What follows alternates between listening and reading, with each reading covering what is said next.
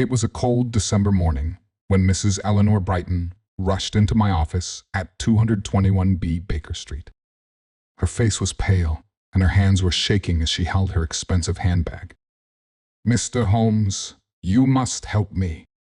My diamond ring, a family heirloom worth thousands of pounds, has vanished from my safe," she exclaimed, dabbing her eyes with a silk handkerchief. I studied her carefully, while Watson took notes. Mrs. Brighton was a wealthy widow in her 50s, dressed in the finest clothes. Her jewelry suggested old money, but there was something peculiar about her demeanor. "Tell me everything, Mrs. Brighton," I said, lighting my pipe. "Leave no detail out. The ring has been in my family for 3 generations. I keep it in a safe, behind a painting in my bedroom. Only 3 people know the combination. Myself, my butler James, who's been with us for 20 years, and my niece Sarah, who lives with me." "When did you last see the ring?" I asked. "Yesterday evening, before dinner. I always check my valuables before bed. This morning, it was gone. The safe was locked, no signs of forced entry. It's impossible. Who was in the house last night?" "Just the usual James, Sarah, and our new maid Mary, who started last week." "Oh, and Sarah's friend, Thomas, visited for dinner." I exchanged a knowing look with Watson. "Did anything unusual happen during dinner?" Mrs. Brighton frowned. "Well, James did break a wine glass, which isn't like him." And Mary seemed nervous, constantly checking her pocket watch. "I'll need to inspect the safe and interview everyone," I declared, rising from my chair. At the Brighton mansion, I examined the safe meticulously. The mechanism was intact, but I noticed something interesting: tiny scratches around the dial, almost invisible to the untrained eye. I interviewed each person separately.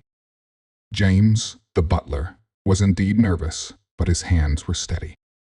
Sarah, the niece, seemed genuinely distressed about the ring. Mary, the new maid, couldn't look me in the eye. But it was Thomas's interview that intrigued me most. His shoes were expensive but worn, his cuffs frayed, a gentleman fallen on hard times. He mentioned casually that he collected antique watches. That evening, I gathered everyone in the drawing room. "The case of the missing ring is solved," I announced. "The thief is in this room." Mrs. Brighton gasped. "Who is it, Mr. Holmes?" "Let me explain. The safe wasn't forced open because the thief knew the combination, but they needed time to open it without being noticed. That's where the dinner drama came in."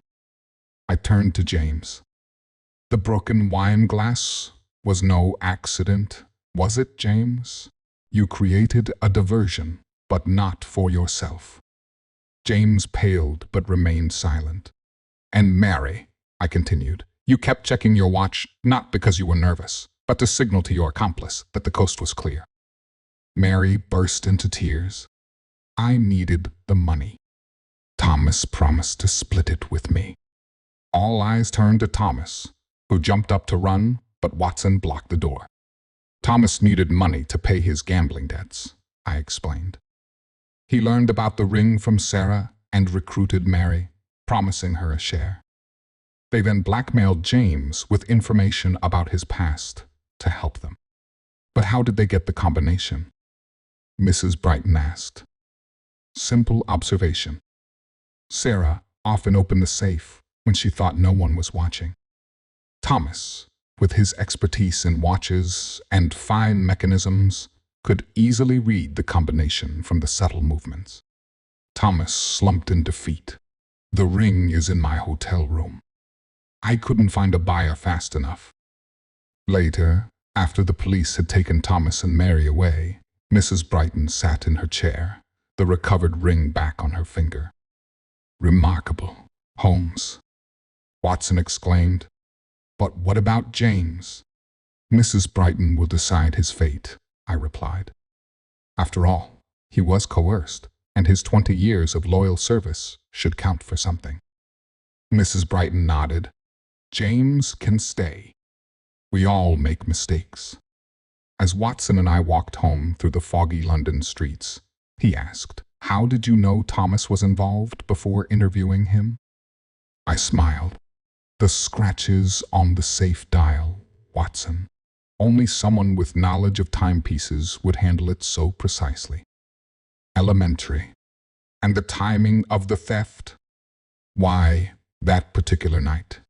Last night was the monthly card game at his club, his chance to pay his debts. The pressure made him desperate enough to attempt the theft. Watson shook his head in admiration. Another case solved through your remarkable methods of deduction. Indeed, Watson. In our line of work, every detail matters. A broken wine glass, a nervous glance, a frayed cuff, they all tell a story. We must simply learn to read it. As we reached Baker Street, the fog had lifted, and the first rays of dawn painted the sky. Another mystery solved, another day beginning in London. But I knew that somewhere in this vast city, another puzzle awaited, another case that would require the particular skills of Sherlock Holmes.